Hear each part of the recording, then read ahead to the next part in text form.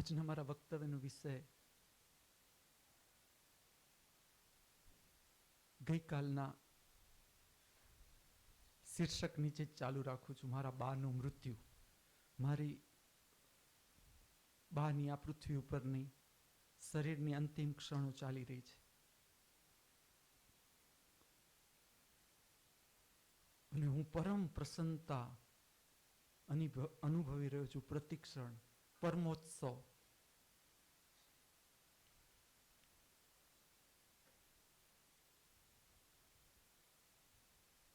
સૌથી પહેલા એ જ વાત હું તમને યાદ કરાવી દઉં કે મારા જીવનની એક દિવસો હતા કે જ્યારે હું મારા માના મૃત્યુથી કેટલો ડરતો કે મારી મા જતી રહેશે પછી જગતમાં શું રહેશે, કે મારી માના મૃત્યુની કલ્પના માત્રથી હું ધ્રુજી જતો, દુઃખ પીડા સંતાપમાં જતો. અને આજે એ ક્ષણો છે કે મારી માનું શરીર છૂટતું જાય છે અને હું પરમ ઉત્સવ અનુભવું છું દરેક અર્થમાં. મૃત્યુ સંબંધિત ઘણી બધી ખોટી ધારણાઓ આપણા સમાજમાં છે, આપણા મનમાં છે. જે પ્રમાણે મેં મારા જીવનની યાત્રા કરી છે, સમાજમાં હું રહ્યો છું. હું મારા બા ના વ્યક્તિત્વ વિશે જે હું જીવ્યો મારી મા સાથે, હું તમને કેટલીક વાત કરીશ. હું નાનો હતો ત્યારથી મારું એની સાથેનું જે સ્મરણ હતું એ જ કે કાંઈ પણ કામ કરતી હોય ગાયા જ કરતી હોય. 24 કલાક ગણગણ કાંઈ સૂઈ ગઈ હોય ને કામ કરતી હોય તો એ ગાતી જ હોય. પછી કેવું થતું કે અમે હજી બાલ મંદિરમાં દાખલ નતા થયા ને એ ગાતી હોય 7માની કવિતા, 8માની કવિતા, 9માની કવિતા, ક્યાં બધી કવિતાઓ ગાયા જ કરતી હોય, ગાયા જ કરતી. તો અમે હજી બાલ મંદિરમાં હું દાખલ નહોતો થયો, મને 7મા 8માની કવિતા હોય ને એક બે લીટી આવડતી હોય, કે હું પહેલા ધોરણમાં હોઉં ને મને 3જા ધોરણની કવિતા આવડતી હોય, કારણ કે એ તો ગાયા જ કરતી હોય. મારી કોઈ પણ ચોપડી આવે કે અમે આટલા ભાઈ બહેનો હતા તો કોઈને કોઈ ધોરણમાં ભણતું હોય તો એની ચોપડીમાંથી એ કવિતાના રાગ બનાવે ને ગાયા જ કરતી હોય. તો મારી અંદર એ રીતે હું જોઉં તો સંગીતના વિકાસમાં, કલાઓના વિકાસમાં એનો બહુ જ આડકતરો ફાળો રહ્યો. નવરાત્રિની ખૂબ શોખીન, જેમ કે નવરાત્રિ હોય તો આખી રાત રમે. તાંબડી, એની યુવાનીમાં એ તાંબડી રાસ રમતી, દાંડિયા રમતી, આખી રાત રમે. એટલો બધો એને રસ પડે બધી જ કલાઓ. પછી ચિત્રો હોય, સંગીત હોય, નૃત્ય એનો અતિ પ્રિય. અને એનો સ્વભાવ અતિ નિખાલસ, સરળ. તમે બાળક એના કરતા વધારે મેં લુચ્ચા જોયા છે, નાના બાળક. આ એટલો ભોળો જીવ. પછી કોઈ પણ પ્રકારની મહત્વકાંક્ષા રહિત. જેમ કે મારો જન્મ થયો ત્યારે એટલા બાળકોમાંથી પસાર થઈ ગયેલી કે જ્યારે મારો જન્મ થયો ત્યારે એની અંદર હું કોઈ પણ પ્રકારની મારા માટેની મહત્વકાંક્ષા ન જોતો. હું તમને કેટલાક દાખલા આપું. જેમ કે મારો પહેલો નંબર આવે. અમે બધા ભાઈ બહેન ભણતા તો બધા પોતપોતાની રીતે ભણવામાં હોશિયાર હતા ને પહેલો બીજો નંબર જ હોય ક્લાસમાં. તો હું દોડતો આવું. અમે બાઈ કહીએ કચ્છમાં માને. તો હું દોડતો આવું. હું કહું બાઈ મારો પહેલો નંબર આવ્યો. એ વાસણ ધોતી હોય. એ કે હે કાંઈ મને આમ એવો રિસ્પોન્સ જ ન મળે. હું કાંઈ પણ સ્પર્ધામાંથી આવું કે હું બાઈ દોડતો આવું સર્ટિફિકેટ લઈને બાઈ મારો પહેલો નંબર આવે. તો એ કાંઈ મને આમ કે હે બસ ઠીક સામાન્ય. પછી હું બીજાની માં જોઉં ને એનો બીજો નંબર આવે, ત્રીજો નંબર આવે તો કેટલું છોકરાને આમ તેડી લે, એને બધે વાત કરે ને. આ તો કાંઈ એવી વાત એ ન કરે, કારણ કે હું તો 11મું સંતાન. એટલે આગળથી એને જેમ કે એની પહેલી ઈચ્છા હતી કે એનો છોકરો ડોક્ટર થાય તો એ ડોક્ટર થઈ ગયો. પછી મારા ફાધરે ડોક્ટર, તો એને પછી એવું ન ગમતું કે વિઝિટમાં જાય મારા ફાધર. તેને બીજા છોકરા માટે એમ હતું કે મારો છોકરો પ્રિન્સિપાલ થાય તો બીજો છોકરો પ્રિન્સિપાલ થઈ ગયો. એટલે એના પછીના જે છોકરા હતા ને એના માટેની એની કોઈ મહત્વકાંક્ષા જ નથી. બધા ભણ્યા ને જેને જે થયું એ થયું. હું તમને એટલે સુધી કહું કે 12મા ધોરણમાં ભણતો હું ને 12મા ધોરણમાં 10મા ધોરણમાં ને એનો સુવાનો સમય થાય ને લગભગ 10-11 વાગ્યા હોય તો મને કે બેટા બહુ થયું, હવે પછી તને સવારે ઊંઘ આવશે, અત્યારે સુઈ જતું.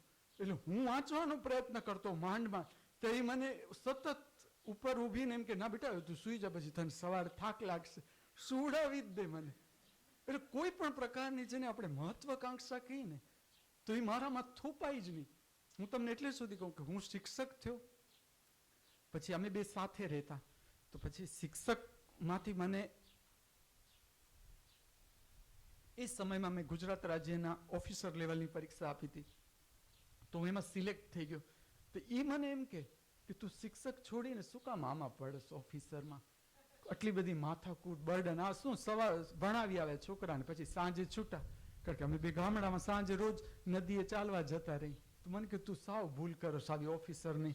એટલે એ પ્રકારની કોઈ મહત્વાકાંક્ષામાં એનો સપોર્ટ જ ન મળ્યો મને. મને સૌથી વધુ પ્રેમ એના ઉપર ને એનો કોઈ સપોર્ટ નહીં મારી મહત્વાકાંક્ષામાં. હું ત્યારે કોઈ પણ સ્પર્ધાઓમાં ભાગ લઉં, ક્લાસમાં પહેલો નંબર લાવવાનો પ્રયત્ન કરું, એના તરફથી કોઈ ન મળે કે વાહ તું પહેલો નંબર આવ્યો, તું આમ કાંઈ જ.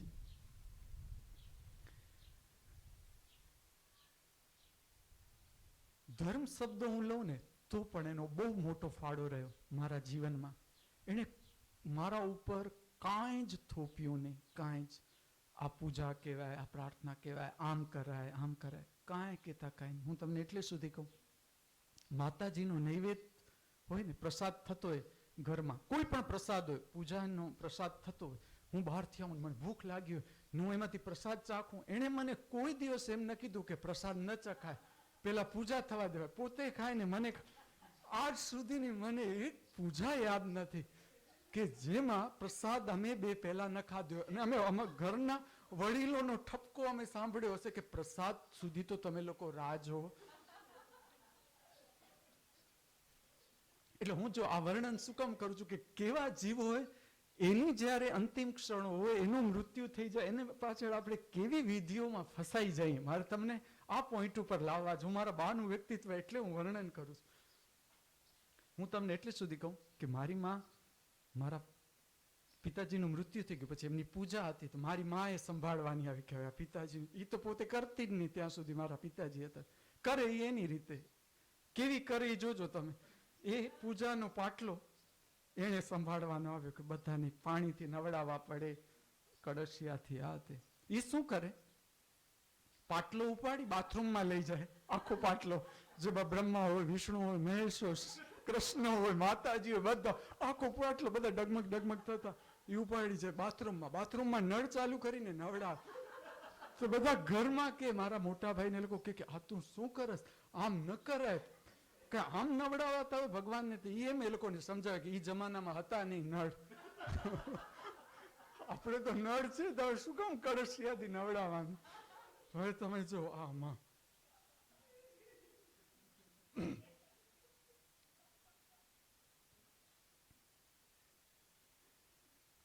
મેં મારા જીવનભર જોયું એક અંધશ્રદ્ધા, એક જેને કહીએ રીત રિવાજ, સામાજિક રીત રિવાજ, ધાર્મિક કોઈ પણ ક્રિયાકાંડ, કોઈ જ મહત્વની, ક્યારે મહત્વની. મેં એટલે સુધી નાનો હતો ને મને આજે સ્મરણ છે કે બધા બૈરાઓ બેઠા હોય, એટલે સંસાર છે એટલે કોઈને કોઈ પ્રશ્ન તો ચાલતા જ હોય.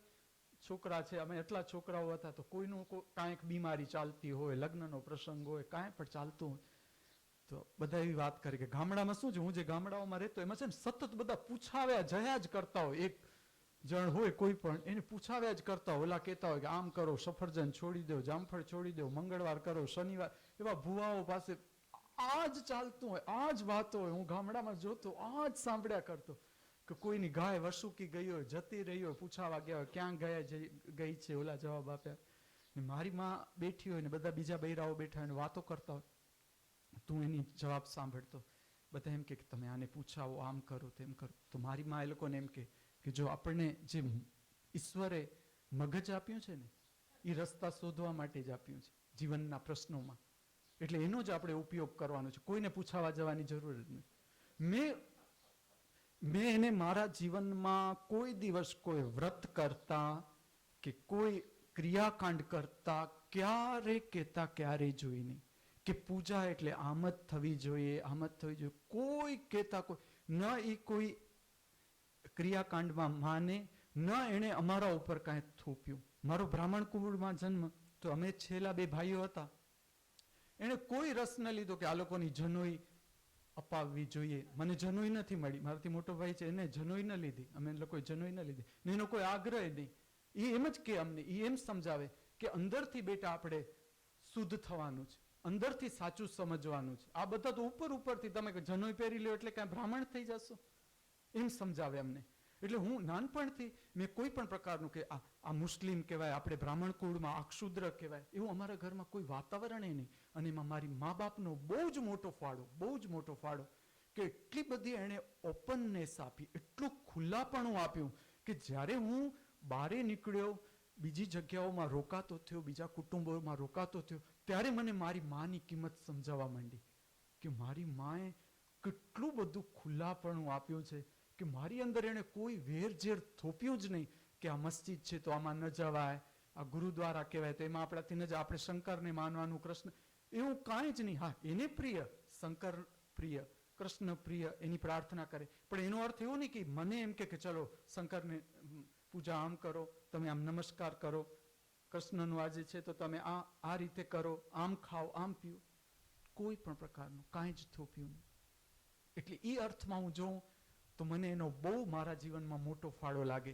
જે ધાર્મિક મારી ગતિ હતી, ધર્મને સમજવાની ગતિ હતી, એમાં મારા ઉપર કાંઈ જ થોપાયું નહીં કે આ જ સાચું, આને જ પકડવાનું છે, આ જ આપણા ઈષ્ટદેવ, બીજા કોઈને માનવાનું નથી. એટલે મારું બધા સંપ્રદાયોને સમજવા માટે બધા જે અવતારો થયા, બુદ્ધ પુરુષો થયા આ પૃથ્વી ઉપર, એના જે રહસ્યો છે એને સમજવા માટેનું મારું જે પહેલું પગથિયું હતું, એ એણે મને જે આપ્યું એ પૂર્ણ વિશાળ સમજ કે ક્યાંય એણે મને કોઈ મારી અંદર વેરઝેર થોપ્યું નહીં, કોઈ મને બંધન આપ્યું નહીં ધર્મની બાબતમાં, શિક્ષણમાં.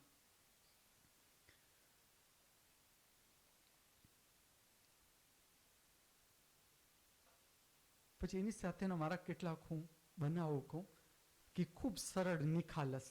જેમ કે સમજી લો, હું બેઠો છું ને મને મળવા માટે બીજા 4-5 મહેમાનો આવ્યા હોય, મને ખબર હોય મારી માં કેમ વર્તન કરશે, 12 વાગ્યા હોય મને મળવા માટે આવ્યા હોય અને જમવાનું તૈયાર હોય, સીધી આવે મારી સામે જ મોઢું રાખે, મહેમાનોને જોઈ, હાલ બેટા આવે આપણું જમવાનું થઈ ગયું. એટલે હું એના બેઠતા જ હું એને એમ ન કહું કે આપણે તું આ લોકોને તો પૂછે, હું મહેમાનોને કહું કે મારી બાએ મને આમંત્રણ આપ્યું છે એટલે હું જમી આવું, તમે લોકો બેસ. એ એમ કે આ બેઠા હશે ત્યાં સુધી તું જમી લે. મેં એટલી, મારી પાસે કેટલાક છોકરા આવતા યોગમાં, એ સામે જ બેઠા હોય, એની સામે જ બેઠા હોય, એ વચ્ચે હું ઊભો હું, આ બાજુ એ બેઠી હોય, પછી કોઈ પણ એક છોકરાનું નામ લઈને કે ઋતુ છે ને આપણું, ઓ સામે જ બેઠો હોય એનું જ નામ લઈને કે એ લેગરો છે, જાશે નહીં જલ્દી, કે તું હવે જમવાનું ટાઈમ થઈ ગયો તું જમી લઈ, જાશે નહીં. એના દેખતા જ કે એમ નહીં કે પાછળ. હું એને ઘણી વાર સમજાવું. હું જ્યારે ગાંધીનગર હતો ને ઓફિસર તરીકે, તો મારા જે અમુક સાહેબ હતા તો એ શિડ્યુઅલ કાસ્ટમાંથી હોય કે ટ્રાઇબલ ક્લાસમાંથી હોય, ને મારી માને સાચા અર્થમાં અંદર કોઈ ભેદભાવ નહીં, કોઈ કહેતા કોઈ ભેદભાવ નહીં કે આ ક્ષુદ્ર કહેવાય કે આ હરિજન કહેવાય, એવું અમારા ઘરનું વાતાવરણ જ નહીં. તો પણ એ શું કરે જોજો, હું એને એમ કહું કે કોઈ પણ આવે ને તારે જાતિ ન પૂછાય સીધી, તો એ શું કરે, જે મેં એને ના પાડી હોય ને કે તારાથી આમ ન કરાય, પહેલો જ પ્રશ્ન ત્યાંથી શરૂ. જેમ કે મારા સાહેબ આવીને હજી બેઠા હોય પાણી પીતા હોય, કે કઈ જ્ઞાતિના, અને એને કોઈ લેવા દેવા નહીં, જ્ઞાતિ સાથે એને કોઈ લેવા દેવા નહીં, પણ મેં જો ના પાડી હોય ને કે તારે આમ નથી પૂછવા, ત્યાંથી જ શરૂ કરે કે ના કઈ જ્ઞાતિ. એવા હું બીજો દાખલો આપું કે શું કરે, જેમ કે અમે લોકો રહેતા તો કોઈ મહેમાન આવે, ચાયના કપ રકાબી લાવે. હવે કેવી રકાબી લઈ આવે, જેમાંથી રકાબીમાં તૂટેલી રકાબી હોય, તૂટેલી એટલે સમજે, અથવા કપ હોય તેમાં તિરાડ હોય, એટલે ચા છે ને અંદરથી ટીપું ટીપું મહેમાનના કપડા ઉપર પડતી હોય.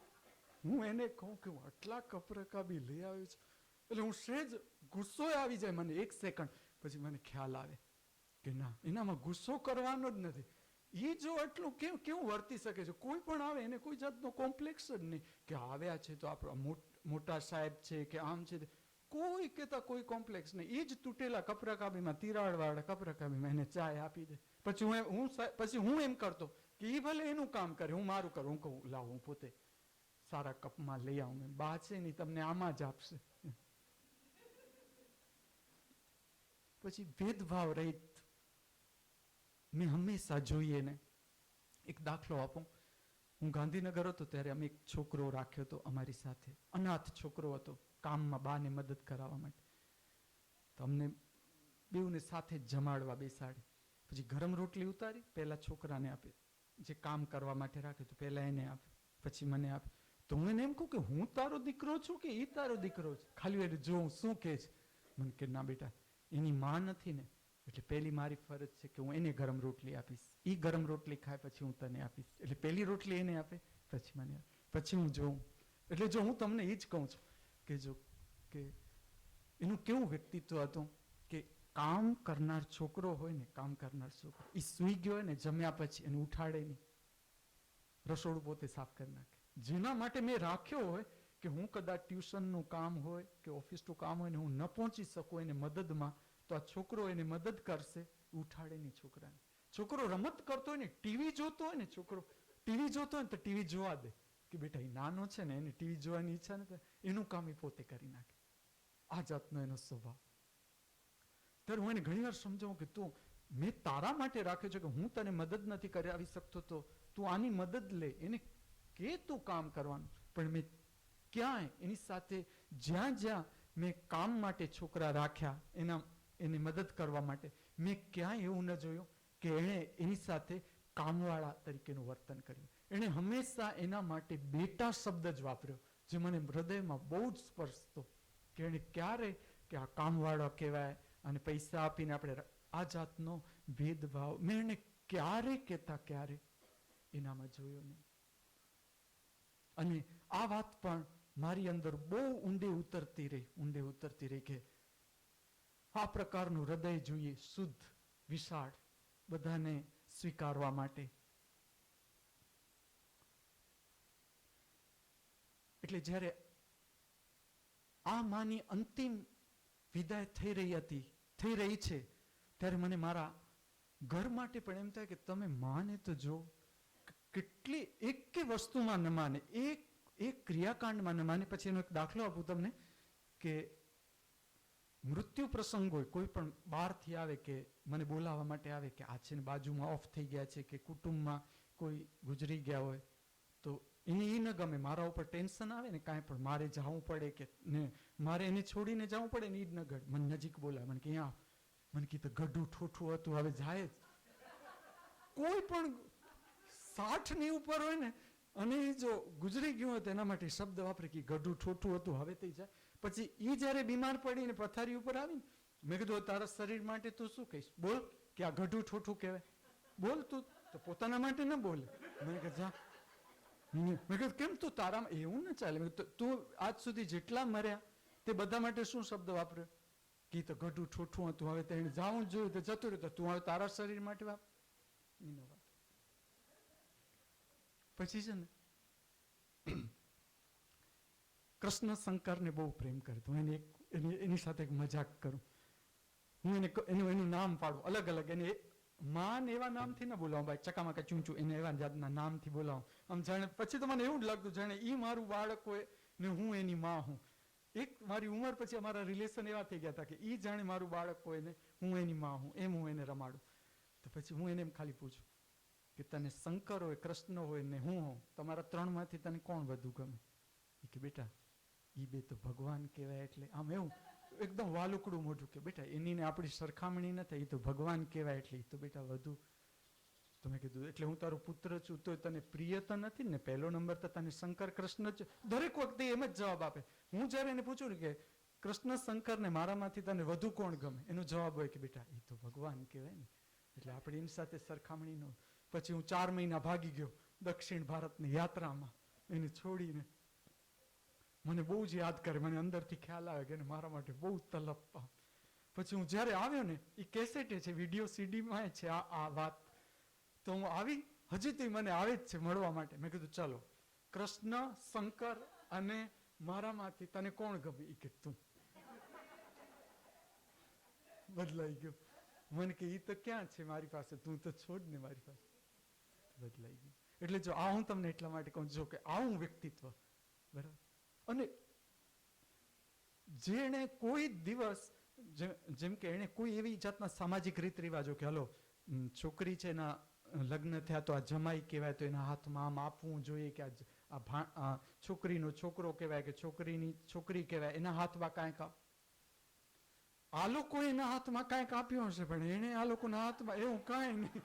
બધા ઘરના વડીલો સમજાવે કે બા તારા હાથે તું આ ભાણેજીને આ ભાણ તો ઠીક છે આમ આપી દે. બાકી એને સેમાય અમારા ઘરમાં ભાઈ બહેનોએ લવ મેરેજ કર્યા તો હું જોતો કે એ કોઈ વિરોધ કરે છે કે ચલો બ્રાહ્મણ સિવાયની જ્ઞાતિમાંથી કોઈ છોકરી આવી કે કોઈ છોકરો આવે કોઈ છોકરા સાથે મારી બેને લગ્ન કર્યા તો એનો વિરોધ એણે એક વાત મેં એના મોઢે સાંભળી નથી કે આ લોકોએ ખોટું કર્યું કે આમ ન લગ્ન કરે કે બેટા એ બધા એમની પસંદગી છે ને એમનું જીવન છે. એ જેની સાથે જીવન વિતાવવા માગે છે એ એમણે જોવાનું છે, એમાં મારે દખલ કરવાની શું જરૂર. પછી એનો સ્વભાવ એવો, હું જ્યારે સ્કૂલમાં ટીચર હતો ને તો બધા મને એ સમયે મારી યુવાનીમાં બધા મારી પાછળ પડે કે ના તમારે લગ્ન કરી લેવા જોઈએ આમ. એ કોઈ દિવસ મને ન કહે. પછી હું એને એમ પૂછું, અમે ફરવા જઈએ ને કે હું મારી માને પૂછું કે તું શું કહેશ મારા લગ્ન માટે? એ કે હા બેટા કાંઈ કામ ન હોય જીવનમાં, તને એમ લાગતું હોય કે હવે કાંઈ કરવા જેવું નથી તો પછી છેલ્લે લગ્ન.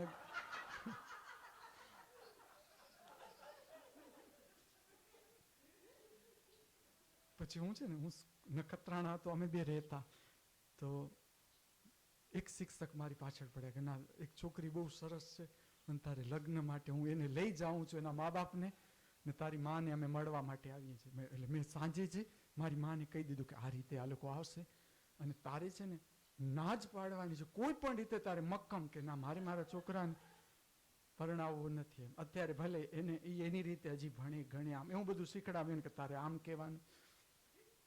મને અંદરથી તો ડર જ કે આ કાંઈક પણ ગડબડ ગોટાળો કરશે. એ લોકો આવ્યા, આની વાતો શરૂ થઈ કે તમારા છોકરા માટે બહુ સરસ છોકરીનું માગવું છે, આ જ છે તમારી આ જ્ઞાતિની છે, તમારા બાપુજીના ગામની આમ તેમ. અને કીધું બેટા હજી તો 23 વર્ષની ઉંમર છે, હજી આને ભણવું હોય આગળ અત્યારથી જંજાળમાં બંધાઈ જાય આમ તેમ. એના કરતાં એણે અત્યારે શું એનું ભણવાનું ચાલે છે, એને કાંઈક કરવું હોય આગળ તો એને બંધાવવું ન જોઈએ, હજી ભલે ભણે આમ. એટલે એ વિરોધમાં જ રહી. પછી ઓલા શિક્ષકે શું એક એને આઈડિયા આવી ગયો કે જે માં ભોળા, એટલે એને શું આઈડિયા કર્યો એ કે માં તમારે હવે છે ને આ ઉંમરે જૂનવાણી, આ વાત એને ન ગમે. કોઈ જો એને જૂનવાણી કહી જાય તો એ ન ચાલે, તો એના અહંકારને ધક્કો લાગે કે ના હું જૂનવાણી નથી, મોર્ડન વિચારસરણી. એટલે આ એને પકડી લીધું શિક્ષકે. એ કે બા તમારાથી હવે આવી રીતે તમે, તમારો પુત્ર ભલે છે પણ તમારાથી એને આમ સ્વતંત્રતા આપવી જોઈએ. એને તો તમે પૂછો કે એને લગ્ન કરવા છે, તમે આ રીતે જૂનવાણી વિચારસરણીથી એના માટે વિચારો. એ કે ના બેટા એને કરવું હોય તો એની સ્વતંત્રતા છે. ઓણે તરત મારું કોલર પકડ્યું કે આ તારા જ કામ છે માને ચડાવવાના.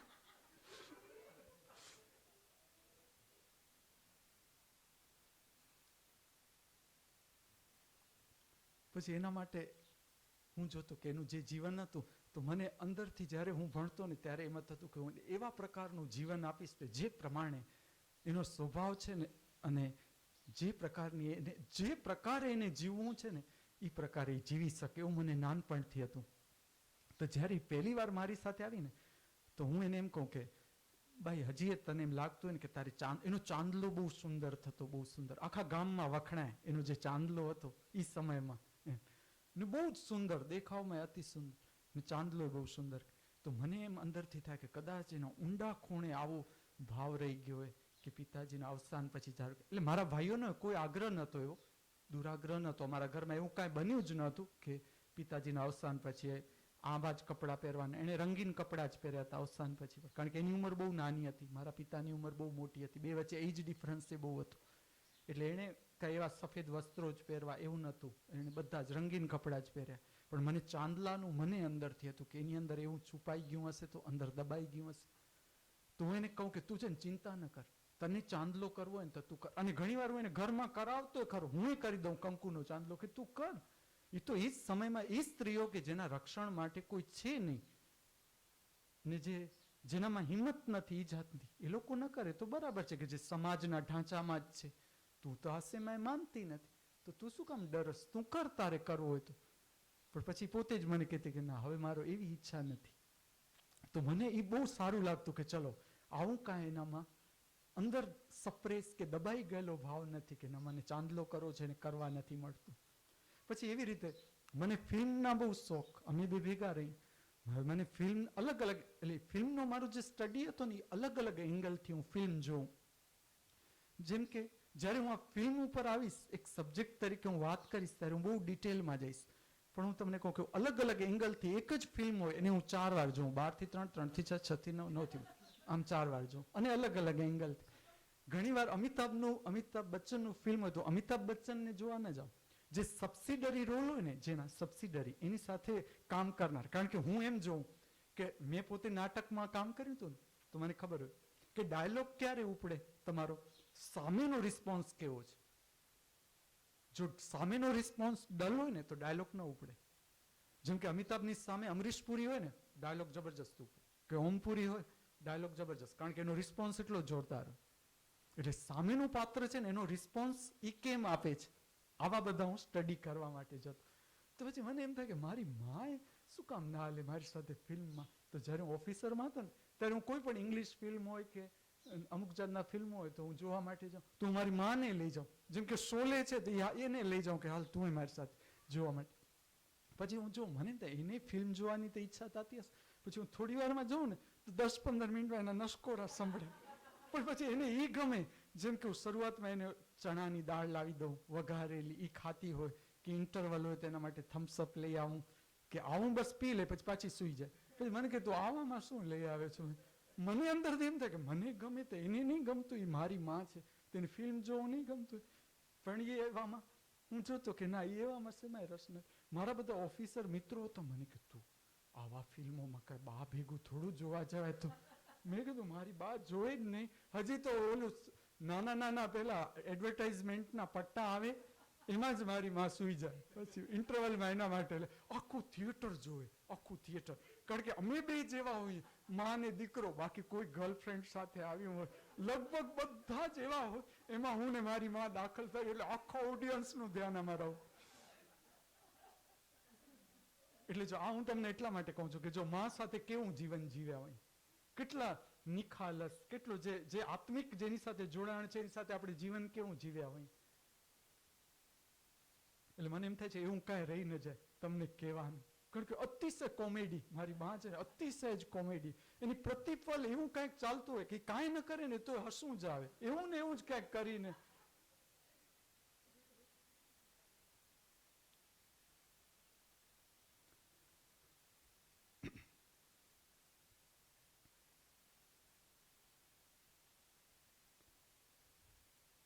પછી હું એ પણ જોતો કે સમજી લો કે મારા પિતાજીની વર્ષીનો દિવસ છે, કે એમનો જે મૃત્યુ શરીર છોડવાના દિવસ હોય, તો આખું ઘર, બીજા વડીલો, મારા મોટા ભાઈઓ, એ લોકો એમાં હોય કે આજે આમ છે, આ તિથિ છે, આ છે. મારી બહેનો એમાં હોય કે આજે પિતાજીની આ તિથિ.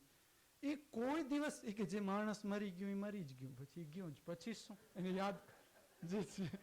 આ મારી માં, બરોબર. તો મને એમ થાય એના માટે હંમેશા થાય એના મૃત્યુ માટે કે હું મારી, હવે જો હું તમને સૂક્ષ્મ ભાવનાઓ સાથે પાછી આ વાત લાવીશ, હંમેશા થતું કે હું મારી માનો આમ પરમ ઉત્સવ હોવો જોઈએ. મારી માં જ્યારે શરીર છોડે ને, કારણ કે એકેમાં બંધાયેલી મેં એને જોઈ નથી, તો એને શું કામ એની પાછળ ક્રિયાકાંડ આ તે મને કોઈ જ રૂચતી નહીં એને પાછળની આ વાતો અંદરથી, કે જ્યારે એ છૂટશે ત્યારે હું જોતો ને કે જ્યારે એનું શરીર છૂટશે પછી હું કોઈ ક્રિયાકાંડમાં નહીં. હવે જો ત્યારે મને શું થતું કે જ્યારે મને અંદર એમ થતું કે ના ખૂબ આમ ઉત્સવથી એનું શરીર નીકળવું જોઈએ, છૂટવું જોઈએ. હવે એની સાથે મને શું થતું કે હવે જો કેવું બને છે તમે જોજો કે મને કોલોની અને મૃત્યુ આ કોઈ દિવસ મારું જામ્યું જ નહીં.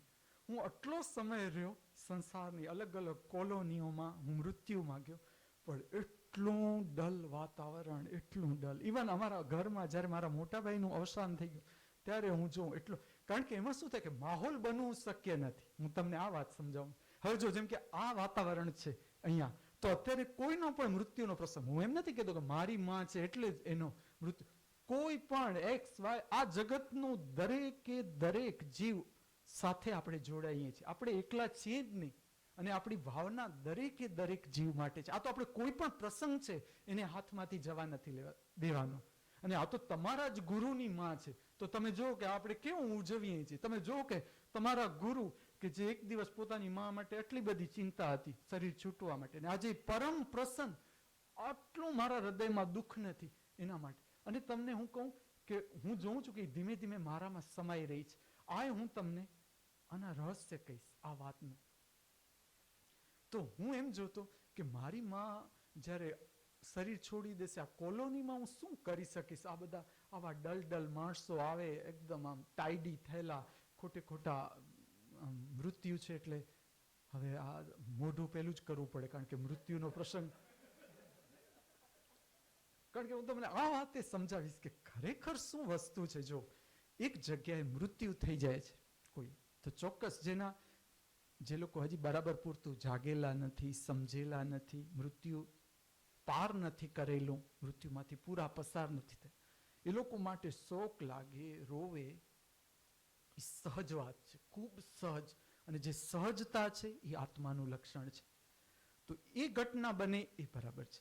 હવે જો ખરેખર રીત રિવાજ શું છે કે હવે હું એ વ્યક્તિ સાથે જોડાયેલો નથી, જેનું મૃત્યુ થઈ ગયું છે એ જોડાયેલો નથી, પણ એની કોઈ એક વ્યક્તિ મારે ઓળખે છે, તો મારો રોલ શું છે કે એ સ્થાન ઉપર જઈને હું એમને મદદરૂપ થાઉં. કે ત્યારે જેનું મૃત્યુ થઈ ગયું છે, જે રોવે છે, એને કાંઈ જ ભાન નથી કે આને કેવી રીતે આપણે સ્મશાનમાં લઈ જાશું, ત્યાં લાકડાની વ્યવસ્થા કરવી પડશે, સબવાયની બોલાવવી પડશે. તો આ બધી પ્રક્રિયાઓ કરવાની છે ને, વાસ્તવિક પ્રક્રિયાઓ તો આ છે ને. એટલે હું તમને એ સમજાવું છું રીત રિવાજ શું છે. બાકીના વ્યક્તિઓએ મૃત્યુમાં જઈને શું કરવાનું છે? મદદરૂપ થવાનું છે. રોકકડમાં થોડો તમારે ભાગ લેવાનો છે. તમે જેટલા મજબૂત હશો એટલા જીવને ગતિમાં સારું પડશે. જેટલું ખોટી અને ઔપચારિકતા, હું કાલે પણ મેં વાત કરી કે ઔપચારિકતા તો મનનું લક્ષણ છે. અને આપણે કહીએ છીએ આત્માની ગતિ, નિખાલસતા, સરળતા. તો જેટલું વાતાવરણ, કારણ કે આ મારે કેવું એટલા માટે જરૂરી છે કે મેં એટલા બધા મૃત્યુમાં હું ગયો છું, મેં જોયું છે કે ખૂબ મૃત્યુ માટે અંધારું છે સમાજમાં, ખૂબ અંધારું છે. જેને આપણે એડવાન્સ ફેમિલી કહીએ છીએ ભણવાની દ્રષ્ટિએ. હું તમને મારું જ ઘર લઉં, બધા જ અર્થમાં. તમે આ માનું વર્ણન એટલા માટે હું કરું છું કે આ મારી માં કે જે સેમાય ન માને, ચલો, તો એના મૃત્યુમાં મને શું હતું કે ઘરમાં આવું ન થઈ જાય, કે એના મૃત્યુ માટે ઔપચારિક બેસણા, આ તે, કે જેમાં એ કોઈ દિવસ માને નહીં. કારણ કે મારા મોટા ભાઈ પણ એવા હતા કે એ સેમાય ન માને, તો મેં જોયું કે એના મૃત્યુ પછી બધું જ થયું ઘરમાં. તો મને જરાય રુચિકર ન લાગ્યું. અને મેં અંદરથી મને એક નિર્ણય આવી ગયો કે આ મારા ઘરનું અંતિમ મૃત્યુ. આજ પછી હું ઘરના મૃત્યુમાં હાજર નહીં રહું. પછી ભલે મારી માનું મૃત્યુ, હું નહીં આવું. કારણ કે હું આ પ્રકારના મૃત્યુમાં મારી હાજરી રહીને મારે કરવાનું શું છે? મારે તો એ જ સમજાવવું છે કે મૃત્યુ આમ ન હોય. મૃત્યુ સહજતા છે જીવનની. આપણે સત્યથી વિમુખ થઈ ગયા એટલે મૃત્યુ આપણા માટે ભયંકર થઈ ગયું. જે દિવસે તમે સત્યના રસ્તા ઉપર ચાલશો, તમે સત્ય સમજતા થશો, તમારા માટે મૃત્યુ રમતવાત થઈ જશે કે હા, મૃત્યુ તો શરીરનું મૃત્યુ તો છે. જેમ મળમૂત્ર જાય છે, જેમ આપણે નિદ્રા કરીએ છીએ, એમ શરીરે પૂરું તો થશે જ. તો રીત રિવાજ શેના માટે છે? કે બીજા જે આવે છે એ મદદરૂપ થવા આવે છે કે ચલો તમને કાંઈ પણ કામ હોય, અત્યારે તમે તમારી ભાવ દશામાં છો, તમે કામ કરી શકો એમ નથી. તમારે સબવાયની માટે ફોન કરવો છે તો અત્યારે તમારાથી ફોન નહીં થાય, તમારાથી સ્મશાનમાં નહીં જવાય, કબ્રસ્તાનમાં જવામાં તમને વ્યવસ્થા કરવામાં અત્યારે તમને તકલીફ પડશે, તમે તમારી વ્યક્તિ સાથે રહ્યો. એના માટે બાકીના બીજા બધા છે. તો એને બદલે બાકી બીજા બધા આવીને એટલી બધી રોકકડ થઈ જાય કે ઘરનું વાતાવરણ એટલું બધું ડલ કે હું તમને કહું કે જીવને ગતિ કરવામાં બહુ જ તકલીફ પડે. હું સ્કૂલ ઓફ સ્પિરિચ્યુઅલ સાયન્સ સાથે મૃત્યુ શબ્દ લઈશ ત્યારે હું તમને સમજાવીશ કે મૃત્યુના તરંગો શું છે. હવે એ સમયે જો આત્માની ગતિ છે એને તમે આ રીતે રોકવાનો પ્રયત્ન કરો, આ રીતે ભારે વાતાવરણ કરી નાખો, તો આત્માની ગતિમાં બહુ જ તકલીફ પડે. આગળના જન્મ માટે કે એની જે પ્રમાણે એની ગતિ છે એમાં ખૂબ તકલીફ પડવાની. તો પહેલા તો મને મારા ઘર માટે થતું, બીજો સમાજ તો પછીની વાત આવી. કારણ કે હું જ્યારે બહાર નીકળું છું ત્યારે મારી સાથે મારા જોડાયેલા છે, તો મારું ઘર. તો મને એમ થતું હજી મારા ઘરમાં મારા મોટા ભાઈ આટલા એડવાન્સ વિચારસરણી, તોય એમના મૃત્યુ પછી આવું બને છે તો મારે કરવાનું શું છે ઘરમાં? ને એ મને મારા મોટા ભાઈના મૃત્યુ સમયે જ મેં અંદરથી આવી ગયું કે ના, હું હવે આજે કોલોનીના મૃત્યુમાં મારી કોઈ રોલ નથી ડાયરેક્ટ. હું પોતે કહું કે જ્યારે મારા મોટા ભાઈ ઓફ થઈ ગયા તો અમે આવતા હતા ભુજથી. મારી એટલી બધી ખરાબ હાલત જ્યારે અમે આવ્યા ત્યાં કે મને પેટની એવી સ્થિતિ કે, કારણ કે અમે છે ને જમતા હતા ને આ સમાચાર આવ્યા કે મોટા ભાઈ ઓફ થઈ ગયા છે, એટલે અમે તરત વ્યવસ્થા કરવી પડી નીકળવા માટે. એટલે પેટમાં અનાજ અને સતત આખી રાત બેસવું પડ્યું. મારું પેટ એવું થઈ ગયું. એટલે હું જ્યારે મારા મોટા ભાઈના જે અંતિમ વિધિ ચાલે છે એના પછી મને એમ જ થાય કે ના, હવે મને છે થમ્સઅપ કે કાંઈ સોડાવાળી વસ્તુ મારે પીવી જ પડે.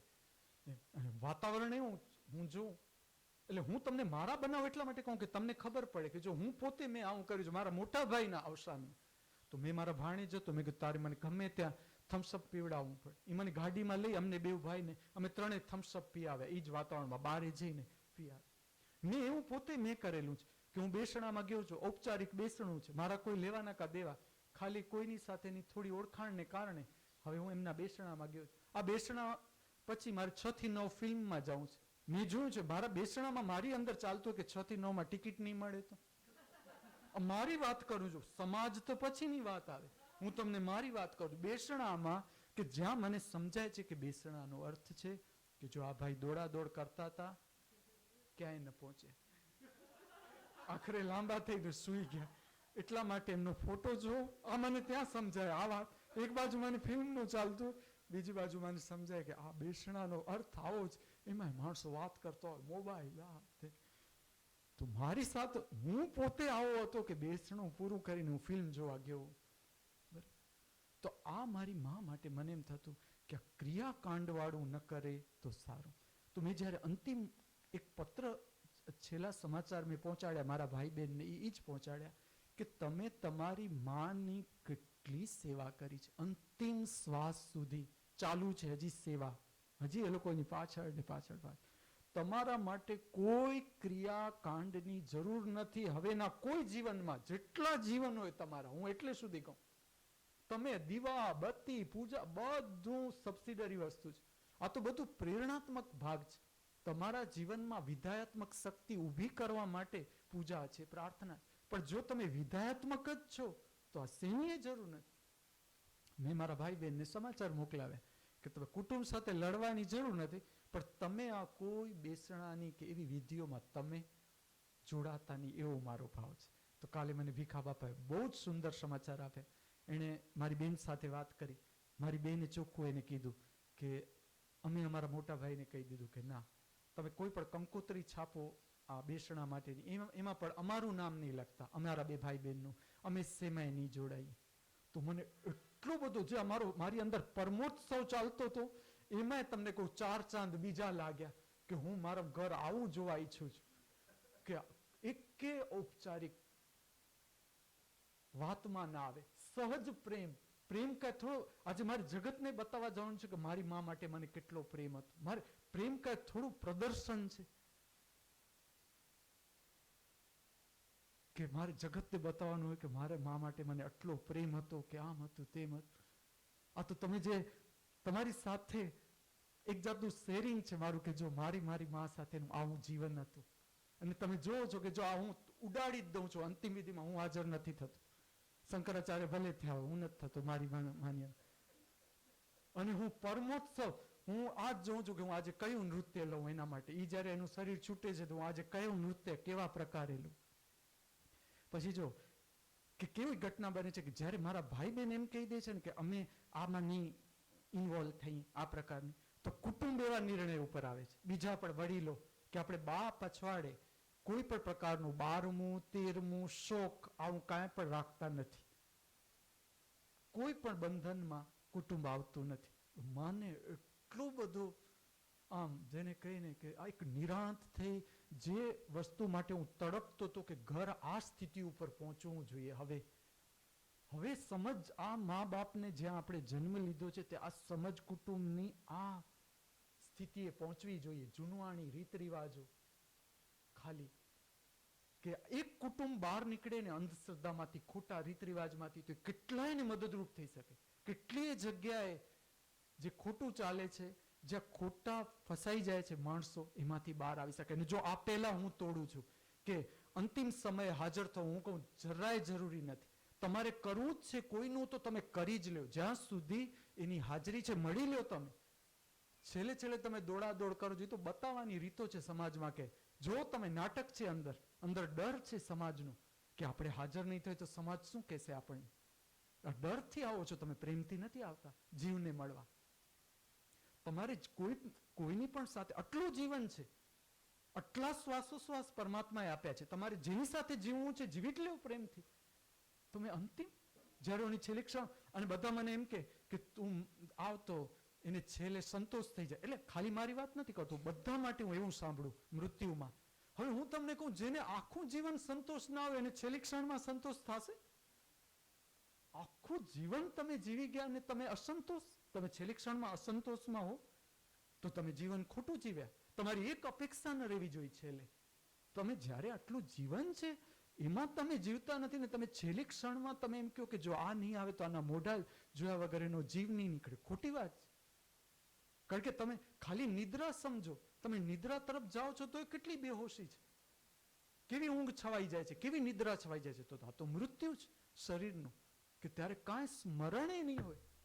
અને આજે આ તો હું ગયો જ નહીં, પણ આજે હું ગયો તો એ માસ જ છે, એમાં મારું કાંઈ છે જ નહીં, મારે કાંઈ કરવાનું જ નથી. અને અહીંયા જો કે આજે આ માં જઈ રહી છે, અહીંયા પરમોત્સવ જે હું મારી માં માટે કરવા માંગતો હતો, આજે ગરીબો માટે, આપણે ગરીબો સાથેનો આપણો જમણવાર, આ સંન્યાસીઓ સાથેનું મારો જમણવાર, ગરીબો સાથેનો, એક પરમ મુક્તિ તરફ જનાર વિદ્યાર્થી અને એક મનુષ્ય યોનિમાં પ્રવેશતા જીવો, તો આ બંનેનું સંગમ સ્થાન મારું શરીર અને આ પરમોત્સવનું ધામ.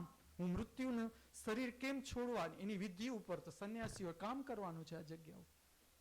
તો મને મારું એટલું સૌભાગ્ય લાગે છે, અને હું આમ એમ લાગે કે આમ જગતનો સૌથી સૌભાગ્યવાન હું છું કે હું મારી માને પરમોત્સવ સાથે હું મારામાં સમાવું છું. હું વિદાય નથી કરતો, હું મારામાં સમાવું છું. જો આ વાતો એટલા માટે કરું છું, કેટલીક ઘટના કેવી બને, અતિ સૂક્ષ્મ ઘટના હોય, પણ તમે આ વાત બરાબર સાંભળજો, સમજજો. આનો એક સંબંધ છે સ્કૂલ ઓફ સ્પિરિચ્યુઅલ સાયન્સ સાથે. જો ઘટના કેવી બને છે કે હું માને છેલ્લા સમયે મળવા જાઉં છું. મને ખબર છે કે આ છેલ્લી સંધે, હવે હું આ ઘરમાં હું ફરી પાછો ક્યારે નહીં આવું, કે મારી મા પાસે પણ હવે હું નહીં આવું, છેલ્લી જ વાર હું મળવા જાઉં છું. મને અંદરથી ખબર, કોઈની સાથે હું માથાકૂટમાં નહોતો, પણ મને મારું અંદર સ્પષ્ટ હતું. હું સંધ્યા સમયે છેલ્લે મળવા ગયો મારી માને, તો મારી માં વ્હીલચેરમાં હતી, હું એને ફેરવતો હતો, આખી અગાસીમાં આંટા મરાવતો. હવે એ સમયે ભુજમાં મારો એક મને આદર આપે, ધર્મની દ્રષ્ટિએ આમ ગુરુ માને એવો એક છોકરો, અનુપ એનું નામ, અહીંયા પણ આવી ગયો. ખૂબ પ્રેમ કરે મને, મારી માને, અમારા કુટુંબને. અમારે આમ રસ્તામાં ઓળખાણ, પણ એને મારી સાથે એકદમ પ્રેમ થઈ ગયો, ખૂબ પ્રેમ, મારી સાથે જોડાઈ ગયો હૃદયથી. તો એ પણ ત્યારે આવ્યો જ્યારે હું મારી માને ફેરવું છું વ્હીલચેરમાં. એ સમયે એને મોબાઈલમાં અમારા બેનનો ફોટો લીધો. આ ફોટો એ છે કે જ્યારે હું એને વ્હીલચેરમાં ફેરવું છું, એને અમારા બેનો આ ફોટો લીધો. હવે જોજો તમે, આનાથી આગળ આવો ફોટો નથી અમારા બેનો, કોઈ આ જાતનો ફોટો. હવે જો કુદરત કેવું કરે છે તમે જોજો. હવે આ તો કઈ નક્કી નથી કે આ ફોટો ક્યાં જશે, બરાબર? જો કેવી રીતે આખું ગોઠવાય છે, આખું વિજ્ઞાન શું છે તમે જોજો. એ આવીને અમારા બેનો ફોટોગ્રાફ લે છે વિડીયો, આની અંદર, મોબાઈલની અંદર. બીજા દિવસે હું જાઉં એનાથી પહેલા એ કોપી કરાવી આવે મારા માટે. એટલે એક કોપી મેં ઘરમાં આપી દીધી, ને બાકીની 2 કોપી હતી કે 1 કોપી હતી મેં મારી સાથે રાખી. ત્યારે હું આવતો હતો બરોડા અલકા પાસે, તો મેં કીધું હાલો અલકાના હાથમાં જ આપી દઈશ આ રોલ. હું શું કરું, મારે તો ક્યાં રહેવાનું હોય, ક્યાં જવાનું હોય, કઈ નક્કી. મેં આ કોપી આપી દીધી અલકાના હાથ. પછી મને તો ખબર નથી કે મારી માનો ને મારો આવો ફોટો છે. પછી કેટલા સમય પછી જ્યારે હું અહીંયા આવું છું, આ બધું બને છે, સોનિયામાં આવ્યા, આ જગ્યા તૈયાર થઈ, ત્યારે અલકાએ આ 2 ફોટોગ્રાફ તૈયાર કરી, લેમિનેશન કરાવી અને અહીંયા આવ્યા. અને જેવો ફોટોગ્રાફ આવ્યો ને, મને આ વાત જે હું તમને સમજાવું છું એ હું તમને કહું, મને તરત ખ્યાલ આવી ગયો કે જીવનભર જ્યાં સુધી મારા સંબંધિત જે ક્ષેત્ર છે, જે વ્યક્તિઓ છે, એમાં અમારા આ બેનો આ ફોટો છે ને સદા અમર જ રહેશે. એટલે એનું હંમેશા એ મારી સાથે આ અર્થમાં જોડાયેલી જ રહેશે. મને જેવો ફોટોગ્રાફ આવે ને મને ખ્યાલ આવે. અને સોનિયામાં ત્યારે અમારા બેની બહુ પૂજા કરે, ફોટો લે, ખાય એની સામે બટેટામાં અગરબત્તી ખોડે, જે કરતા પણ એ અમારા બેનું ને મને ખૂબ જ સારું લાગ્યું, ખૂબ જ કે માનું. અને ખાલી મારી માં છે એટલે હું દરેક માં જ છે, એ આદર યોગ્ય જ છે. આ તો એક પ્રતીક છે માનું. અને હું ખાલી માં તરીકે નહીં, મારી માં તરીકેની હું વાત જ નથી કરતો, પણ એક સ્વતંત્ર વ્યક્તિ તરીકે પણ હું વાત કરું તો અતિશય નિખાલસ અને સરળ જીવ, બાળક જેવો જીવ. એટલે એ અર્થમાં અને એને ખૂબ બધાને પ્રેમથી ખવડાવ્યું છે. તો મને એમ થાય કે ના, પ્રસાદ મંદિરમાં એનો જ ફોટોગ્રાફ હોય તો સારું. એ અર્થમાં જો એનો ફોટોગ્રાફ આવે. હવે જો જ્યારે આ ફોટોગ્રાફ આવે ને ત્યારે મને ખ્યાલ હતો કે આખરે તો માં છે, તમારો જેની સાથે પ્રેમનો સંબંધ છે, બાય હાર્ટ, ઔપચારિક પ્રેમ નહીં, ઉપરનો પ્રેમ નહીં, ઉપર છલો પ્રેમ નહીં, દેખાડો નહીં, જેની સાથે તમે હૃદયથી જોડાયા. હૃદયને પૂછો, હૃદય જ્યાં ધબકે છે તમારું પ્રેમમાં, જ્યાં તમે વિસ્તાર અનુભવો છો, પ્રેમ અનુભવો, શરીર છૂટશે, તમે ક્યાં જશો? તમે ત્યાં જ જોડાઈ જશો. અને મારી રગ રગમાં માં છે, રગ રગમાં. તો મારી બધું તમે જે જોવો છો ને, નૃત્ય, સંગીત, ચિત્ર, કલાઓ, ધર્મનો વિકાસ, આમાં માં જ જે એના અંદરના અણુ છે, એક એક અણુ સાથે મારી માં જોડાયેલી છે. અને હું આજે જોઉં છું કે માં સમાય છે. હું એમ નથી જોતો કે માં વિદાય થાય છે. અને જેમ માં, હું પ્રત્યેક ક્ષણ હું જોઉં છું કે હું ખૂબ પ્રસન્નતામાં આવી રહ્યો છું, ખૂબ પ્રસન્નતામાં. જેમ જોડાતી જાય છે મારી સાથે, મારી અંદર, તો હું ખૂબ આમ જાણે એકની જગ્યાએ બે પ્રસન્નતાઓનું મિલન થતું હોય, બે મળતા હોય, અને જે પ્રસન્નતાનો વિસ્તાર થતો હોય એવું અનુભવું છું. તમે આગળ આજે હું આ વાત કરું છું કે અમારા બેના ફોટોગ્રાફની આ વાત કરું છું, અમારા બેના જોડાવાની વાત કરું છું. તમે આગળ જ આ જગ્યા ઉપરના પરિણામ જોજો કે જ્યારે માં જોડાય છે પુત્રના કામમાં, ત્યારે આગળ કેમ વિકાસ થાય છે.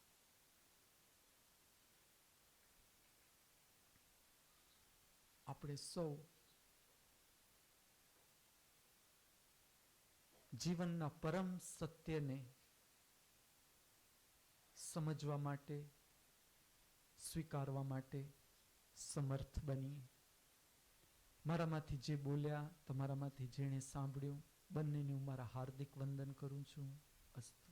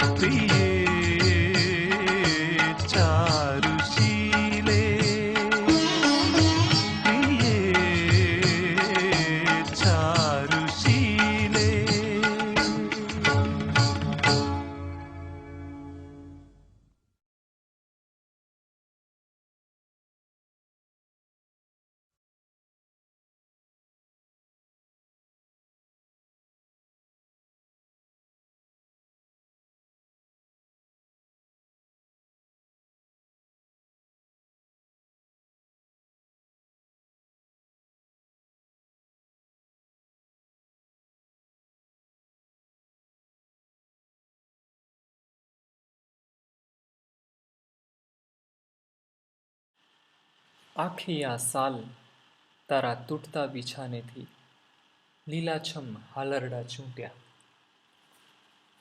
કેટલા ચોમાસા તે આંખોથી રેડ્યા, માં કેટલા દુષ્કાળ મારા લૂછ્યા. આજ તને હાથ ચાલી બેઠી કરું તો મને પોતાનો ભાર કેમ લાગે. કાંટાળી કેડી પર તેડીને જાતા તને ચૂભેલી શૂળ મને વાગે. તારા થાકેલા હાથેથી પ્યાલો પડ્યો ને મારા જળબંસી પાણિયારે ડૂસક્યા. આખી આ સાલ તારા તૂટતા બિછાનેથી લીલાછમ હાલરડા ચૂંટ્યા. ચાંદા મામાની આંખ સામે ડૂમો થઈ જાય તારો વાલ સોયો અબડુખ કોળિયો. ઘોડિયાની દોરી ભણી પાછો લઈ જાય મને જાતા ચોમાસાનો ધૂરિયો.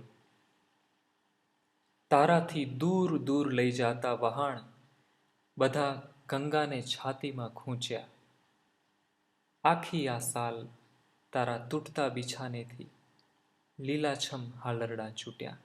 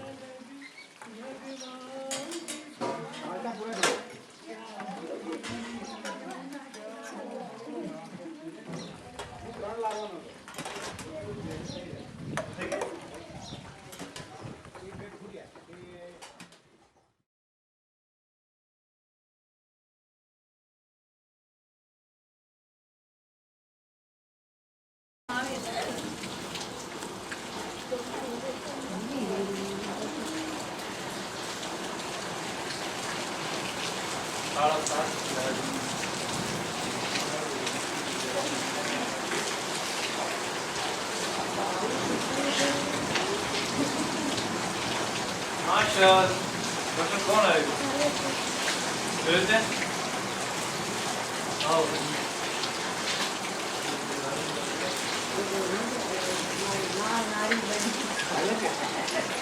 મને જોવા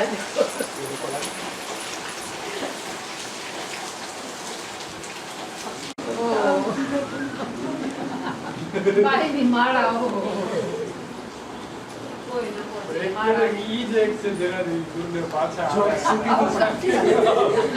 રામાયણમાં કૃષ્ણે શું કીધું છે અર્જુનને? કર્મણે વાધિકાર કીધું ને. જો પુત્રને જોય ત્યારે તને આંસુ ના આવે આંખમાં.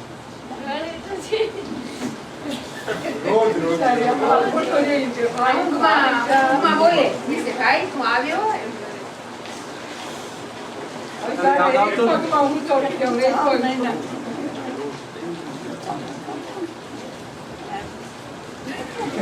ત્યાં સુધી તું કીધું ને મને કૃષ્ણ ગમે.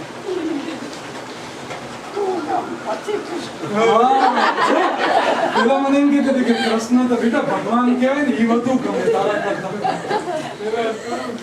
પેલા કોણ ગમે? હવે કોણ ગમે, કૃષ્ણ કે હું?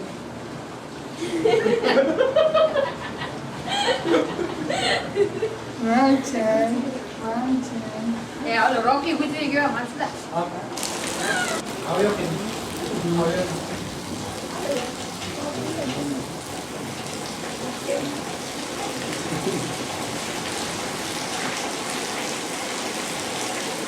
અહીંયા આવો તો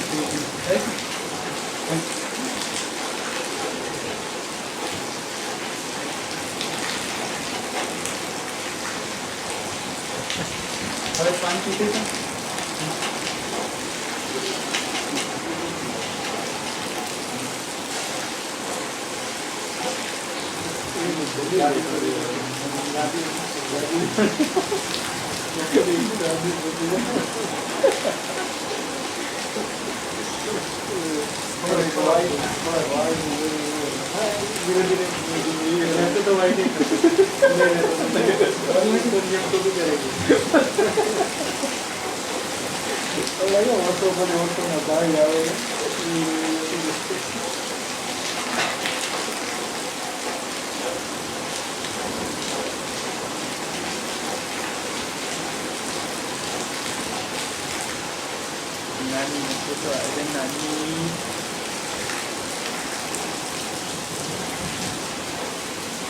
કેવો છે?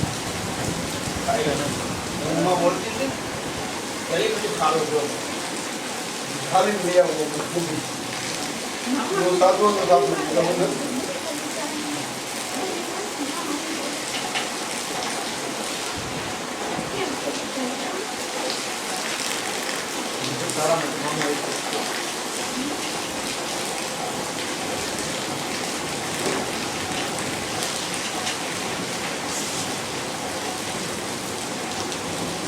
મામી કીધું છે કે શું કીધું?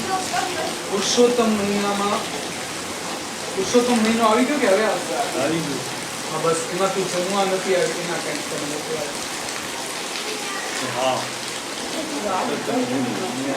એટલે સાડી નથી આપી શકે એટલે આ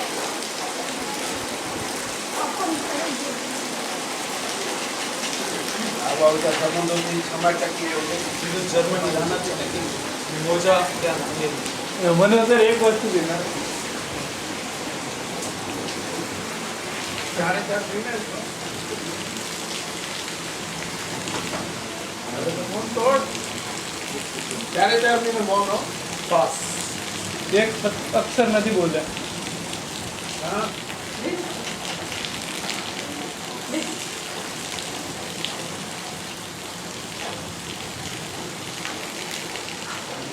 જેટલી શીખ્યા ને